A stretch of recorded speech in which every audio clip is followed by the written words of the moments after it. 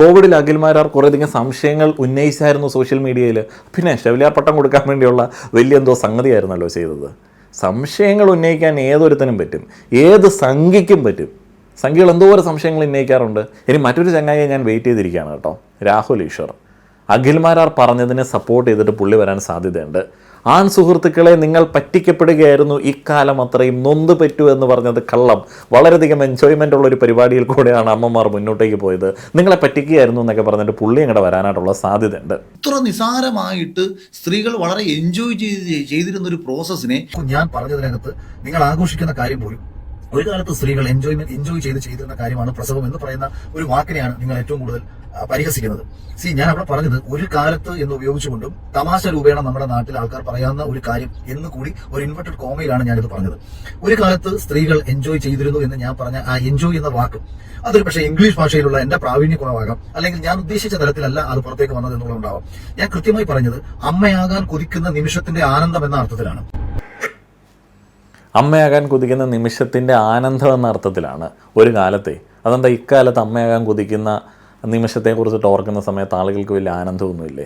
ഇങ്ങനെയുള്ള കുഞ്ഞു കുഞ്ഞു കാര്യങ്ങളിൽ പൊളിറ്റിക്കൽ കറക്റ്റ്നെസ് പറഞ്ഞു പോകാനാണ് എന്നുണ്ടെങ്കിൽ അഖിൽമാരാറുടെ പ്രസ്താവനകൾ അല്ലെങ്കിൽ അദ്ദേഹത്തിൻ്റെ ഇതുപോലുള്ള ന്യായവാദങ്ങളൊക്കെ എടുത്തു വെച്ചിട്ട് ഒരു വർഷം ഇരിക്കേണ്ടി വരും.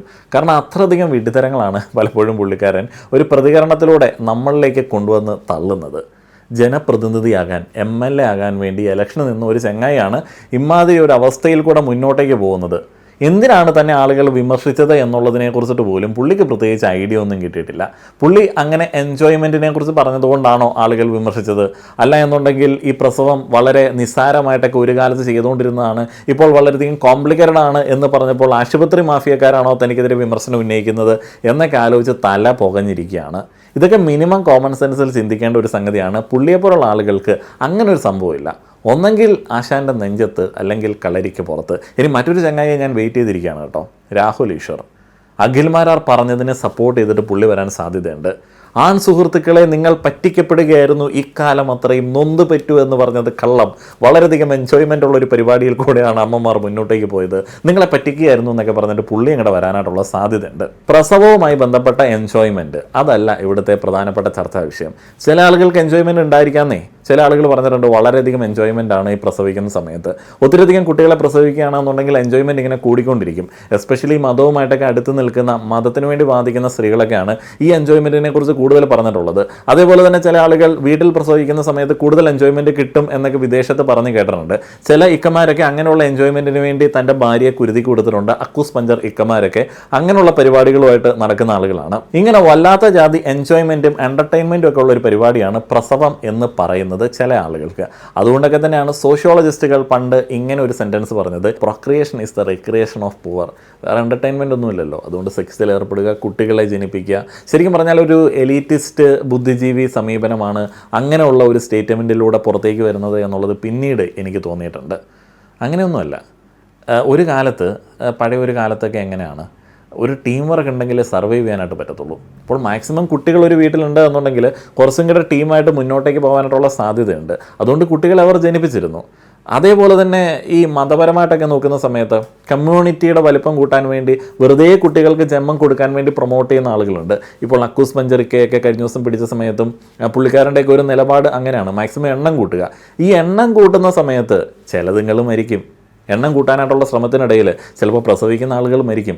ഇങ്ങനെ ഈ മരിക്കുന്ന ജീവനുകൾക്ക് യാതൊരുവിധ പ്രാധാന്യവും കൊടുക്കാതിരുന്ന, അങ്ങനെ മരിക്കുന്നവരെ കൺസിഡർ പോലും ചെയ്യാത്ത ഒരു കാലത്തുള്ള പരിപാടിയായിരുന്നു പെറ്റെണീറ്റിട്ട് 2 കിലോ അരി ഇടിക്കുക എന്നുള്ളത്. കാരണം അന്ന് അരി ഇടിക്കുക എന്നുള്ളതാണ് പ്രധാന പരിപാടി. അതിനകത്ത് സ്ത്രീകൾ കഷ്ടപ്പെടുന്നുണ്ടോ, അവർ പെറ്റെണീറ്റിട്ട് നിൽക്കുകയാണോ, അവർക്ക് റെസ്റ്റ് ഉണ്ടോ എന്നുള്ളതൊന്നും നോക്കുന്നില്ല. അരി ഇടിച്ച് ചോറാക്കിയിട്ട് കൊടുക്കണം മുന്തിയവന്മാർക്ക്, കുടുംബത്തിലെ പ്രമുഖർക്ക് അല്ലെങ്കിൽ ആണുങ്ങൾക്ക്. അവരതൊക്കെ കഴിച്ചിട്ട് വീണ്ടും പ്രൊക്രിയേഷൻ എന്ന് പറയുന്ന ആ ഒരു പരിപാടിയിലേക്ക് ഇറങ്ങിത്തിരിക്കും. അപ്പോൾ കുട്ടികൾ കുറേ എണ്ണം ഉണ്ടാവും, ചിലതൊക്കെ മരിക്കും, ചിലതൊക്കെ ജീവിക്കും. അതേപോലെ തന്നെ ഈ പ്രസവിക്കുന്ന ചില സ്ത്രീകൾ മരിക്കും, അവരെയൊക്കെ കൊണ്ടുപോയി കുഴിച്ചിടും എന്നൊക്കെ നിസ്സാരമായിട്ട് അങ്ങോട്ട് പറഞ്ഞു കളയും. അപ്പോൾ അവിടെ ഈ പറയുന്ന വ്യക്തികൾക്ക് യാതൊരുവിധ പ്രാധാന്യം ഉണ്ടായിരുന്നില്ല. അപ്പോൾ അതുകൊണ്ട് തന്നെ നമ്മൾ അന്നത്തെ കാലം സൂപ്പറായിരുന്നു. അന്നത്തെ സ്ത്രീകൾ കായികക്ഷമതയുള്ളവരാണെന്നൊന്നും പറഞ്ഞു വെക്കരുത്. അവരുടെ ശാരീരിക ക്ഷമത കൊണ്ടല്ല അന്ന് അവർ പെറ്റെണീറ്റിട്ട് പോയിട്ട് 2 കിലോ അരി ഇടിച്ചത്. അവർക്ക് അന്നും റെസ്റ്റ് വേണമായിരുന്നു, ഇന്നും റെസ്റ്റ് വേണമായിരുന്നു. അപ്പോൾ അന്ന് ഇങ്ങനെ പെറ്റെണീറ്റ് അരി ഇടിക്കേണ്ടി വരുന്ന അവസ്ഥയുള്ള ആളുകൾക്ക് സ്ഥിരമായിട്ട് ചില രോഗാവസ്ഥകളൊക്കെ ഉണ്ടായിരുന്നു. ഗർഭാശയം താഴേക്ക് തള്ളി വരുന്ന യൂട്രൈൻ പ്രൊലാപ്സ് പോലെയുള്ള അവസ്ഥകൾ, അതൊക്കെ ശരിക്കും പ്രോപ്പറായിട്ടുള്ള റെസ്റ്റ് ഇല്ലാത്തതുകൊണ്ടാണ്. അന്ന് പ്രസവിക്കുന്ന ഒരുമാതിരിപ്പെട്ട സ്ത്രീകൾക്കൊക്കെ ഈ പറയുന്ന ഒരു അവസ്ഥയുണ്ടായിരുന്നു. അടിക്കടിയുള്ള പ്രസവങ്ങൾ, പ്രോപ്പർ റെസ്റ്റ് ഇല്ലാതിരിക്കുന്ന ഒരു സംഗതി, ശരീരത്തിലെ പേശികളുടെ ഒരു ബലമില്ലായ്മ കൊണ്ടൊക്കെയാണ് ഇങ്ങനെ സംഭവിച്ചുകൊണ്ടിരുന്നത്. അതുകൊണ്ടാണ് പിന്നീട് ഈ ആരോഗ്യ മേഖലയൊക്കെ വളർന്ന സമയത്ത്, ആളുകൾക്ക് ബോധം വെച്ച സമയത്ത് കൃത്യമായി പറഞ്ഞത് 6 ആഴ്ചത്തെ ഒരു റെസ്റ്റ് പ്രസവിച്ച ഒരു സ്ത്രീക്ക് നിർബന്ധമായിട്ടും വേണം. ഇപ്പൊ ഞങ്ങൾ അതിൽ നമ്പർ ഉണ്ടല്ലേ, ശിശുമരണം നോക്കിയ നമ്പർ ഉണ്ടല്ലേ, മറ്റേത് നമ്പർ ഉണ്ടല്ലേ, മറിച്ചത് നമ്പർ ഉണ്ടല്ലേ. ഇവിടെ ഒരു പെണ്ണ് പ്രഗ്നന്റ് ആയി കഴിഞ്ഞു കഴിഞ്ഞാൽ ആ അമ്മ അപ്പൊ ഇവന്റെ മോള് എന്തോ മാരക രോഗം കണക്കാ പ്രഗ്നൻസിയെ കാണുന്നത്. ഇപ്പൊ ഇത് ഈ ലോകത്തുള്ള എല്ലാ ജീവികളും പ്രസവിക്കുമായിരുന്നു. ഒരു കാലത്ത് സ്ത്രീകൾ പ്രസവം എന്ന് പറയുന്നത് വളരെ കൂടുതൽ, പണ്ടൊക്കെ തമാശയായിട്ട് ചിലർ പറയുന്നത് കേൾക്കാം, ആ സ്ത്രീ അവിടെ പ്രസവിച്ചിട്ട് പോയിരുന്നു ആ 2 കിലോ അരി ഇടിച്ചു അവിടെ വെച്ചിട്ടുണ്ടാവും. അപ്പൊ ഇത്ര നിസാരമായിട്ട് സ്ത്രീകൾ വളരെ എൻജോയ് ചെയ്തിരുന്ന ഒരു പ്രോസസ്സിനെ ഇവിടുത്തെ കുറെ ആശുപത്രികളും വന്ന് ഇവിടുത്തെ കുറെ രക്ഷകർത്താക്കളെ ഇത് ഇങ്ങനെ പ്രഷർ കയറ്റി വെച്ച് അതോടുകൂടി ആദ്യം കയറി പ്രഗ്നന്റ് ആയി കഴിഞ്ഞാൽ തന്നെ എനിക്ക് എന്തോ മാരക രോഗമാണെന്ന് ഒരു പെൺകുട്ടിയുടെ മനസ്സിലേക്ക് ഇട്ടുകൊടുത്ത് ഇതിനെ ഇങ്ങനെ പേടിപ്പിച്ച് 9 മാസം ഇതിന് പ്രസവിക്കാനും പറ്റാ, സിസേറിയനുമായി ആകെ കോംപ്ലിക്കേറ്റഡ് ആക്കി വെക്കും. ഇത് പണ്ട് തൊട്ടേ നമ്മളിങ്ങനെ കൊച്ചു കാര്യങ്ങളൊക്കെ ഇത്രയും സുരക്ഷ കൊടുത്ത് വരുന്നുണ്ട്.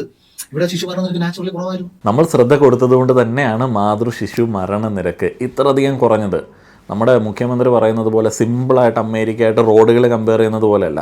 നമ്മുടെ ഈ ഒരു ശിശു മരണ നിരക്ക് എന്ന് പറയുന്നത് അമേരിക്കയായിട്ടൊക്കെ കമ്പയർ ചെയ്യാൻ പറ്റുന്ന തരത്തിലേക്കുള്ള ഡെവലപ്ഡ് നേഷനുമായിട്ട് കമ്പയർ ചെയ്യാൻ പറ്റുന്ന നിലയിലേക്ക് എത്തി കേരളത്തിൻ്റേത്. ആ ശ്രദ്ധയുള്ളത് കൊണ്ടാണ്. ആ ശ്രദ്ധ അഖിൽമാരാറെ പോലുള്ള ആളുകളെ വിമർശിക്കുന്ന കാര്യത്തിലുണ്ടാവും. കാരണം നമ്മൾ 100% ഹോസ്പിറ്റൽ പ്രസവങ്ങളിലേക്ക് ആ ഒരു രീതിയിലേക്ക് നമ്മുടെ നാടിനെ എത്തിച്ചിട്ടുള്ള ആളുകളാണ്.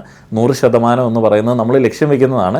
ഇടയ്ക്ക് ചില അക്കൂസ് മഞ്ചർ കാക്കാമാർ പണി ഒപ്പിക്കും. അങ്ങനെയുള്ള ആളുകൾ ഭാര്യയെ കൊല്ലുന്ന ചില സാഹചര്യങ്ങൾ നമ്മളുടെ കൺമുൻപിൽ നമുക്ക് കാണേണ്ടി വരും. അത് ഒഴിവാക്കാൻ വേണ്ടിയാണ് നമ്മൾ പ്രയത്നിച്ചുകൊണ്ടിരിക്കുന്നത്. ഇതൊക്കെ പുള്ളിക്കറിയാം. അപ്പോഴും പുള്ളി പറയുകയാണ് ഈ സിസേറിയൻ എന്ന് പറയുന്നത്, അല്ല എന്നുണ്ടെങ്കിൽ ഈ ഹോസ്പിറ്റൽ പ്രസവങ്ങൾ എന്ന് പറയുന്നത് മരുന്ന് മാഫിയക്കാരുടെ എന്തോ വലിയ പണിയാണ് എന്നൊക്കെ ഉള്ളത്. ആരാണ് ഈ മരുന്ന് മാഫിയക്കാർ? ഈ മരുന്ന് മാഫിയക്കാർ അല്ലെങ്കിൽ ഹോസ്പിറ്റൽ മാഫിയ എന്നൊക്കെ നിങ്ങൾ വിളിക്കുന്ന ആളുകൾ എല്ലാം നമ്മളുടെയൊക്കെ ഇടയിൽ നിന്നുള്ള ആളുകൾ തന്നെ നയിക്കുന്ന ഒരു സംവിധാനമാണ്. ഇവിടെ അഖിൽമാരാർക്ക് മനസ്സിലാവുന്നില്ല അദ്ദേഹത്തിൻ്റെ തെറ്റെന്താണെന്നുള്ളത്. ഒറ്റ തെറ്റേ ഉള്ളൂ. നിങ്ങൾ എലിയെ പേടിച്ചിട്ട് ഇല്ലം ചുടാനായിട്ട് ആഹ്വാനം ചെയ്തുകൊണ്ടിരിക്കുകയാണ്. വീണ്ടും ഓർക്കുക, എലിയെ പേടിച്ചിട്ട് ഇല്ലം ചൂടാനായിട്ട് നിങ്ങൾ ശ്രമിച്ചുകൊണ്ടിരിക്കുകയാണ്. ഏതോ ചില മരുന്ന് കമ്പനിക്കാർ എന്തൊക്കെയോ ചില തട്ടിപ്പുകൾ നടത്തുന്നുണ്ട്. ഫാർമ എന്നുള്ള വെബ് സീരീസ് കണ്ട സമയത്ത് എനിക്കത് കൃത്യമായിട്ട് മനസ്സിലായി എന്ന് പുള്ളി പറയുകയാണ്. പുള്ളിക്ക് ചില എക്സ്പീരിയൻസുകളൊക്കെ ഉണ്ട്. അങ്ങനെയുണ്ട് എന്നുണ്ടെങ്കിൽ ആ മരുന്ന് കമ്പനികൾക്കെതിരെ ഫൈറ്റ് ചെയ്തുകൂടെ? അങ്ങനെയുണ്ട് എന്നുണ്ടെങ്കിൽ ഒരു MLA ആകാൻ ആഗ്രഹിക്കുന്ന ആളുകൾക്ക് വിദഗ്ധരായിട്ടുള്ള ആളുകളെ കൂട്ടി, ഇദ്ദേഹത്തിന് തന്നെ എക്സ്പെർട്ടൈസ് ഉണ്ടല്ലോ ഈ മെഡിക്കൽ മാർക്കറ്റിംഗ് രംഗത്ത്. അപ്പോൾ അങ്ങനെയുള്ള ആളുകളെ കൂട്ടിയിട്ട് അങ്ങനെയുള്ള മരുന്നുകൾ, അങ്ങനെയുള്ള അജണ്ടകളെ എക്സ്പോസ് ചെയ്തുകൂടെ? അപ്പോൾ ഇദ്ദേഹത്തെ പോലുള്ള ആളുകൾ വളരെ സിമ്പിളായിട്ട് ഇവിടെ വന്നിട്ട് പറയുന്നത് എന്താണെന്ന് വെച്ച് കഴിഞ്ഞാൽ ഇതൊക്കെ മൊത്തത്തിലൊരു തട്ടിപ്പിൻ്റെ ഭാഗമാണ്. എന്താണ് ഇവിടെ സംഭവിക്കുന്നത്? നിലവിലുള്ള ആരോഗ്യ മേഖലയോടുള്ള വിശ്വാസ്യത ആളുകൾക്ക് കുറയും. വീണ്ടും നമ്മൾ ആ ഒരു പഴയ മാതൃശിശു മരണനിരക്കിലേക്ക് പോകും എന്നുള്ളതല്ലാതെ പ്രത്യേകിച്ച് എന്തെങ്കിലും ഗുണമുണ്ടോ? എലിയെ പേടിച്ചിട്ട് ഇല്ലം ചുടുക എന്നുള്ളതല്ലാതെ ഇതിന് കൃത്യമായിട്ട് വേറൊന്നും പറഞ്ഞു കൊടുക്കാനായിട്ടില്ല. പ്രിയമുള്ളവരെ നമസ്കാരം. 1 മാസം മുമ്പ് 1 മണിക്കൂറിനുള്ളിൽ ഞാൻ നൽകിയ ഒരു ഇന്റർവ്യൂവിൽ നിന്നും ചില ഭാഗങ്ങൾ അടർത്തിയെടുത്ത് സോഷ്യൽ മീഡിയ ആഘോഷിക്കുകയാണ്. നിങ്ങൾ ആഘോഷിച്ചോളൂ, നിങ്ങളെ ആക്രമിച്ചോളൂ, നിങ്ങളെ ആക്ഷേപിച്ചോളൂ. ഇതിലൊന്നും എനിക്ക് വ്യക്തിപരമായി യാതൊരു പരാതിയുമില്ല. പക്ഷേ ഞാൻ തിരുത്തണമെന്ന് നിങ്ങൾ ആഗ്രഹിക്കുന്നുണ്ടെങ്കിൽ എവിടെയാണ് ഞാൻ തിരുത്തേണ്ടതെന്നും ഞാൻ പറഞ്ഞതിലെ തെറ്റെന്താണെന്നും നിങ്ങൾ ആർക്കെങ്കിലും എനിക്ക് കൃത്യമായി ബോധ്യപ്പെടുത്തി തരാമെങ്കിൽ ഞാൻ നിങ്ങൾക്ക് എന്റെ നമ്പർ അയച്ചുതരാം. നിങ്ങൾ എന്നോട് സംസാരിക്കൂ. നിങ്ങൾ എന്നോട് സംസാരിക്കുന്ന കാര്യങ്ങൾ നിങ്ങൾ റെക്കോർഡ് ചെയ്ത് സോഷ്യൽ മീഡിയയിൽ പ്രചരിപ്പിക്കൂ എന്ന് മാത്രമേ എനിക്ക് ഈ വിഷയത്തിൽ പറയാറുള്ളൂ. ഇനി 2, നിങ്ങൾ എന്നെ ആക്ഷേപിക്കുന്നെങ്കിൽ ഒരിക്കലും എനിക്ക് മറുപടി പറയാൻ ഞാൻ വരില്ല. പകരം നിങ്ങൾ എന്നെ ആക്ഷേപിക്കുന്നതിലൂടെ, നിങ്ങൾ എന്നെ ആക്രമിക്കുന്നതിലൂടെ ഇവിടുത്തെ മറ്റൊരു മാഫിയയ്ക്ക് വലിയ രീതിയിൽ കേരളത്തിൽ പിടിമുറുക്കാനുള്ള ഒരു അവസരം കൂടിയാണ് നിങ്ങൾ സൃഷ്ടിച്ചു കൊടുക്കുന്നത്. ഫാർമ എന്ന് പറയുന്ന ഒരു വെബ് സീരീസ് അടുത്തിടെ ഇറങ്ങി നിങ്ങൾ കണ്ടിട്ടുണ്ടാവും. ഫാർമ വെബ് സീരീസിൽ എങ്ങനെയാണ് ഈ ആരോഗ്യരംഗത്ത് അല്ലെന്നുണ്ടെങ്കിൽ ചില മരുന്ന് കമ്പനികൾ, എല്ലാവരുമല്ല, ചില മരുന്ന് കമ്പനികൾ ചില ഡോക്ടർമാരുമായി ചേർന്ന് ഈ നാട്ടിൽ നടത്തിക്കൊണ്ടിരിക്കുന്ന അപകടത്തെക്കുറിച്ച് ഫാർമ എന്ന വെബ് സീരീസിൽ പറഞ്ഞു പോകുന്നുണ്ട്. 2.5 വർഷത്തിലധികം ഒരു മെഡിക്കൽ റെപ്രസെന്റേറ്റീവ് വർക്ക് ചെയ്ത, അതിൽ തന്നെ ഒരു റിസർച്ച് കമ്പനിയിൽ വർക്ക് ചെയ്ത എനിക്കും സാമാന്യ ബോധമുള്ള വിഷയങ്ങൾ ഇതൊക്കെ തന്നെ. അത് മാത്രമല്ല എത്രയോ കാലങ്ങളായിട്ട് ഈ ആരോഗ്യരംഗത്ത് നടന്നുകൊണ്ടിരിക്കുന്ന തട്ടിപ്പുകളെ കുറിച്ച് മനസ്സിലാക്കാൻ ശ്രമിക്കുന്ന ആൾ കൂടിയാണ് ഞാൻ. അതുകൊണ്ട് തന്നെ കോവിഡ് വന്ന സമയത്ത്, ആ സമയത്ത് തന്നെ ഫോളോ ചെയ്തിട്ടുള്ള പലർക്കും അറിയാവുന്ന ഒരു കാര്യമാണ് കോവിഡ് എന്ന് പറയുന്ന ഒരു വലിയ തട്ടിപ്പിനെതിരെ. ഞാൻ കോവിഡ് എന്ന തട്ടിപ്പ് എന്ന് പറഞ്ഞാൽ രോഗം എന്ന തട്ടിപ്പല്ല, കോവിഡുമായി ബന്ധപ്പെട്ട് അതിനെ തുടർന്ന് ഈ രാജ്യത്തും ഈ ലോകത്തും നടന്നുകൊണ്ടിരുന്ന ഒരു വലിയ തട്ടിപ്പിനെതിരെയൊക്കെ ഞാൻ എന്റേതായ സംശയങ്ങൾ ആ സമയത്ത് ഉയർത്തിയിരുന്നതാണ്. അപ്പൊ അതുകൊണ്ട് തന്നെ ഈ ആരോഗ്യരംഗത്തെ ഈ മാഫിയകൾ, അതായത് നിങ്ങളുടെ ശരീരത്തെ പരിപൂർണമായും വിറ്റ് നിന്ന് ജീവിക്കാൻ ആഗ്രഹിക്കുന്ന ഒരു മാഫിയകളെ കുറിച്ചാണ് ഞാൻ പറയുന്നത്. അല്ലാതെ മൂല്യത്തോടു കൂടി വർക്ക് ചെയ്യുന്ന ഡോക്ടർ എന്ന് പറയുന്ന പദത്തിന്റെയും നഴ്സ് എന്ന് പറയുന്ന പദത്തിന്റെയും മഹത്വം മനസ്സിലാക്കി പ്രവർത്തിക്കുന്ന ഒരു മനുഷ്യരെയല്ല ഞാൻ ഈ പറയുന്നത്. ഇത്തരം നന്മയുള്ള മനുഷ്യരെ മുൻനിർത്തി അതിന് പിന്നിൽ അണിനിരക്കുന്ന മാഫിയകളെ കുറിച്ചാണ് പറയുന്നത്. ഞാൻ ആവർത്തിച്ച് പറഞ്ഞുകൊണ്ടാണ് ഞാൻ വീണ്ടും സംസാരിക്കുന്നത്. ഇല്ലെന്നുണ്ടെങ്കിൽ ഒരു വിഭാഗം ആൾക്കാർക്ക് അത് വിഷമത്തിന് കാരണമാകും. ഞാൻ അവരെ അല്ല പറയുന്നത്. അഖിൽ മാരാറെ ഫോൺ വിളിച്ചിട്ട് തിരുത്തി കൊടുക്കാനായിട്ടൊന്നും ഞാൻ ആഗ്രഹിക്കുന്നൊന്നുമില്ല.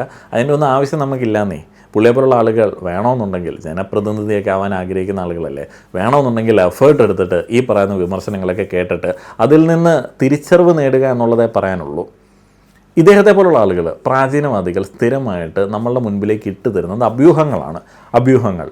ഫാർമ എന്ന വെബ് സീരീസ് കണ്ടു. മരുന്ന് മാഫിയക്കാർക്ക് നിങ്ങൾ ഇൻഡയറക്റ്റ്ലി സപ്പോർട്ട് ചെയ്യുകയാണ്, അങ്ങനൊരു മാഫിയുണ്ട്. ഞാൻ ഹോസ്പിറ്റലിലെ ഡോക്ടേഴ്സിനെയും നഴ്സുമാരെയും ഒന്നും പറയുന്നില്ല കേട്ടോ. നന്മരൂപികളായിട്ടുള്ള, നന്മയുള്ള അവരെയൊക്കെ മുൻനിർത്തിയിട്ടാണ് ഈ തട്ടിപ്പ് നടത്തുന്നത്. എന്താണ് തട്ടിപ്പ് എന്നുള്ളതിനെക്കുറിച്ചിട്ടോ, എങ്ങനെയാണിത് നടത്തുന്നത് എന്നുള്ളതിനെക്കുറിച്ചിട്ടോ, എങ്ങനെയാണ് ഈ പറയുന്ന നന്മയുള്ള ആളുകളെ മുന്നിൽ നിർത്തി അവരെ പറ്റിക്കുന്നത് എന്നതിനെക്കുറിച്ചിട്ടോ യാതൊരുവിധ ഐഡിയ ഇല്ല. വെറുതെ എങ്ങനെ അടിച്ചു വിടുകയാണ്. എന്താണ് തട്ടിപ്പ് എന്നുള്ളത് അങ്ങ് പറഞ്ഞുകൂടെ? ശരിയാണ്, പ്രൈവറ്റ് ഹോസ്പിറ്റലുകളൊക്കെ പ്രസവവുമായി ബന്ധപ്പെട്ട് ഭാഗികമായിട്ടെങ്കിലും നിങ്ങളുടെ അടുത്ത് നിന്ന് കൂടുതൽ പണം ഈടാക്കാൻ വേണ്ടിയുള്ള സൗകര്യങ്ങൾ ഓഫർ ചെയ്യാറുണ്ട്. ഒരു 90% കേസുകളിലും ഇങ്ങനെ പണം കൂടുതൽ കൊടുത്താലും സേഫ്റ്റി നമുക്ക് കൂടുതലായിട്ട് കിട്ടുന്ന ചില സാഹചര്യങ്ങളുണ്ട്. റിസ്ക് എടുക്കാതിരിക്കാൻ വേണ്ടിയാണ് അവർ നോക്കുന്നത്. അവർ റിസ്ക് ഒന്നും എടുക്കത്തൊന്നുമില്ല. നിങ്ങൾക്ക് സുഖപ്രസവം എന്നൊക്കെ ചില ആളുകൾ പറഞ്ഞിരിക്കുന്ന ആ ഒരു പ്രസവം തരേണ്ടതുകൊണ്ട് സിസേറിയൻ ഒഴിവാക്കി തരികയോ അല്ലെങ്കിൽ സ്കാനിങ് ഒഴിവാക്കി തരികയോ അല്ലെങ്കിൽ മരുന്നുകൾ ഒഴിവാക്കി തരികയോ ഒന്നുമില്ല. അവർ റിസ്ക് എടുക്കത്തില്ല. കാരണം എന്താണെന്ന് വെച്ച് കഴിഞ്ഞാൽ, ഇപ്പോൾ ഡയലോഗ് അടിക്കുന്ന അഖിൽമാരാറൊന്നും ഒരു കുട്ടിയുടെയോ ഒരു അമ്മയുടെയോ ജീവൻ എന്തെങ്കിലും സംഭവിച്ചു കഴിഞ്ഞാൽ ഹോസ്പിറ്റലുകാരുടെ സപ്പോർട്ടിന് വരത്തൊന്നുമില്ല. മാതൃശിശു മരണനിരക്ക് ഇത്ര കുറവായതുകൊണ്ട് തന്നെ ഒരു കുട്ടിയോ ഒരു അമ്മയോ മരിക്കുന്ന സമയത്ത് അപ്പം തന്നെ ആളുകൾ കണ്ണും പൂട്ടി മെഡിക്കൽ നെഗ്ലിജൻസ് ആരോപിക്കുന്നത് നിങ്ങൾ കേട്ടിട്ടില്ലേ? മാതൃശിശു മരണനിരക്ക് 0 നമുക്ക് എത്തിക്കാൻ പറ്റില്ല. എപ്പോഴും ലോകത്തേക്ക് ജനിച്ചു വരുന്ന എല്ലാ കുട്ടികൾക്കും അതേപോലെ തന്നെ പ്രസവിക്കുന്ന എല്ലാ സ്ത്രീകൾക്കും ജീവിക്കാനായിട്ടൊന്നും ചില സാഹചര്യങ്ങളിൽ പറ്റിയെന്ന് വരില്ല. അപ്പോൾ പോലും മെഡിക്കൽ നെഗ്ലിജൻസ് ആരോപിക്കുന്ന, അതുപോലും താങ്ങാൻ പറ്റാത്ത ആളുകളാണ് മരുന്ന് മാഫിയക്കാരെ പേടിച്ചിട്ട് ഹോസ്പിറ്റലിനോടും ആരോഗ്യ മേഖലയോടും ഒക്കെ വിമുഖത കാണിക്കാൻ വേണ്ടി റെഡിയായിട്ട് നിൽക്കുന്നത്. അഖിൽമാരാർ പറയുന്നു, നഴ്സുമാരെ, ഡോക്ടർമാരെ ഞാനൊന്നും പറയുന്നില്ല.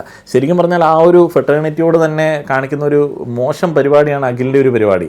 കാരണം അഖിലിനെ പോലുള്ള ആളുകൾ ഇങ്ങനെയുള്ള അഭ്യൂഹങ്ങൾ പരത്തുന്ന സമയത്ത് സംഭവിക്കുന്നത് എന്താണെന്ന് വെച്ച് കഴിഞ്ഞാൽ, എല്ലാത്തിനും ഒരു സംശയ ദൃഷ്ടിയോടെയാണ് ഒരു കൂട്ടം ആളുകൾ നോക്കിക്കാണുന്നത്. അങ്ങനെയുള്ള ആളുകളെ ചികിത്സിക്കാൻ പേടിയാണ്, അങ്ങനെയുള്ള ആളുകൾക്ക് സേവനങ്ങൾ ചെയ്തു കൊടുക്കാനായിട്ട് പേടിയാണ്. അതുകൊണ്ടൊക്കെ തന്നെയാണ് ഡോക്ടേഴ്സൊക്കെ ഡിഫെൻസീവ് മെഡിസിൻ പ്രാക്ടീസ് ചെയ്യുന്നത്. കാരണം അവർ റിസ്ക് എടുക്കില്ല. നിങ്ങൾ ചെന്ന് കഴിഞ്ഞാൽ നിങ്ങൾക്ക് അടപടലും എല്ലാ ടെസ്റ്റും എഴുതി തരും.